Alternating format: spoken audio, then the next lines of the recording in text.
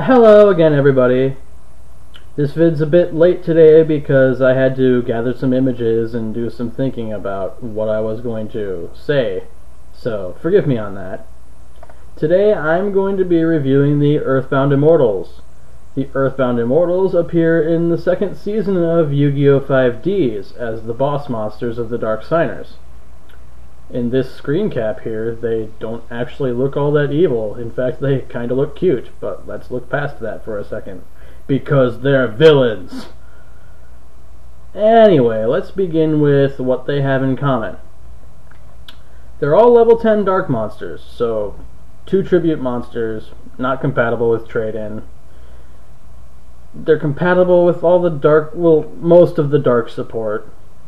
Still not a very promising start. There can only be one face-up Earthbound Immortal on the field at a time. Fair enough, I guess, considering they're bosses. There can be only one. The Earthbound Immortals cannot be attacked, and they can attack directly. That's a very good property.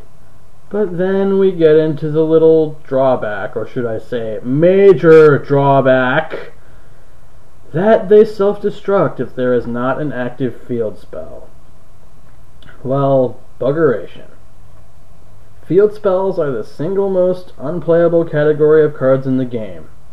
But since we need them, let's take a look at our options. There are about 52 field spells or so currently in the game. So at first glance it looks like you've got a lot of options, but then you gotta take out the ones that don't really do anything relevant to help the theme. You gotta take out the ones that only provide weak stat boosts because they're not worth using. Gotta take out the ones that, I don't know, just can't feasibly help, and the ones that aren't easily searched.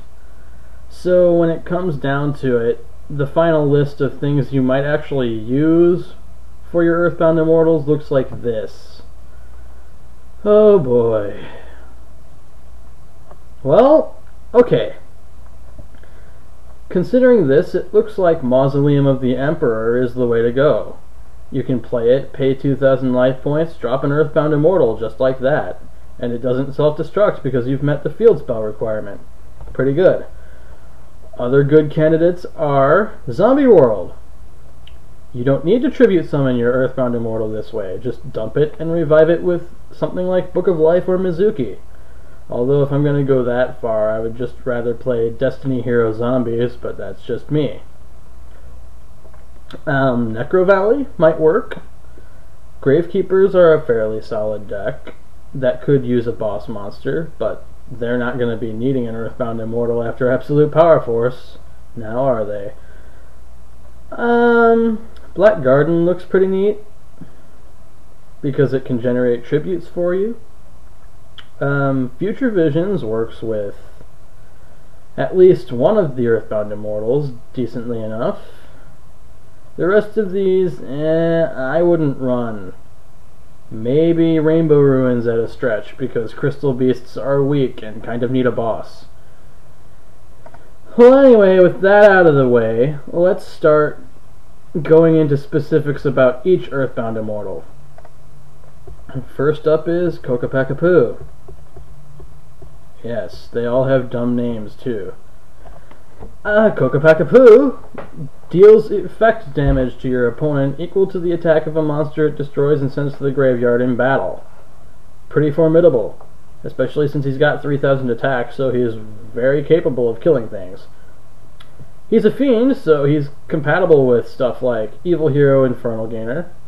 Probably the easiest Earthbound Immortal to OTK with, if you gear the deck towards doing it. There's not much else I can really say about it specifically, so let's move on. Who appeared next? I think that would be Earthbound Immortal Ozlapisk, the Hummingbird, used by Carly. Everyone loves it. It actually fits fairly decently into a Fortune Lady deck that's running Future Visions, because when Ozlapisk is removed from the field, it destroys all face-up monsters your opponent controls and burns them for 800 for each one that was destroyed. It's also got a decently sizable body, 2500 in both attack and defense. Not bad. It's a winged beast, so you can even use it with Icarus attack and stuff. I don't mind it. It's probably the most playable Earthbound Immortal, actually. Up next is Kokoraya. Now, what is this thing? Well, it's a reptile. I guess it's just supposed to be a lizard. Whatever. When it's destroyed by a card effect except its own, destroy all cards in the field. Well, I can't say I like this, because... Well, okay. I guess it's feasible for this effect to work, but I just don't think it's worth getting out in the first place for something you can achieve with a mere Black Rose Dragon, which is so much easier to use. After that we've got Uru. Now Uru is quite sizable, 3000, 3000. You contribute a monster to take control of one face-up monster your opponent controls until the end phase. Not bad. It's an insect, so it's compatible with Pinch Hopper and Gigaplant and a bunch of that stuff, so Uru is probably the second best Earthbound Immortal to go to. I personally like him. I've tried to make a deck based around him called Hopeless Insect. It didn't quite work out, but I might go back to that in the future.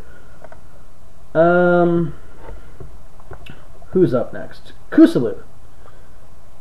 He's a beast. If he would be destroyed by battle, you contribute one other monster you control instead and have your opponent's life points. Well, that effect is pretty dumb, considering when are you going to be battling a monster with this guy? You would have had to attack it yourself, because Kusalu himself cannot be attacked. So it's rather strange. I mean, I guess it's okay in case you get blocked by Honest or something, but it's just so silly. He does have combos with Wild Nature's Release and Beast Soul Swap, but I don't think it's worth doing. Well, who else is there? Next is Chakachalhua, the whale. Oh man, this guy looks badass. I'm not gonna lie. And he's not actually that bad.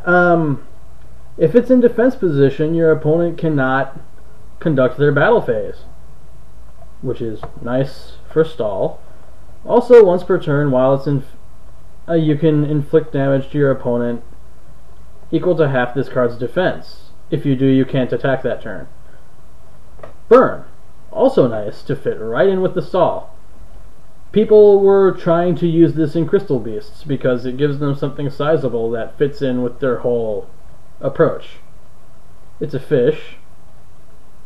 I like it, but I don't know. I just don't know. And lastly, we've got the quote-unquote strongest Earthbound god, Wiracocha. When you normal summon it, you return up to 3 cards you control to the deck except itself, and discard the same number of cards from your opponent's hand at random. Then it gains 1000 attack for each card discarded by this effect. It sounds really crippling, but it requires so much investment that it's just impossible to fire this guy off, especially since you have to normal summon it. Ugh. On the plus side, it's a winged beast with low stats, so it's easy to search and revive and whatnot. I've tried using it, but it just doesn't work. Ugh. Alright, so since I'm running low on time, the final word here is Earthbound Immortals. Go ahead and play them if you want to have a little fun, but they're not going to get anywhere near being competitive ever. And I guess that about wraps this up. Thanks for watching. Later.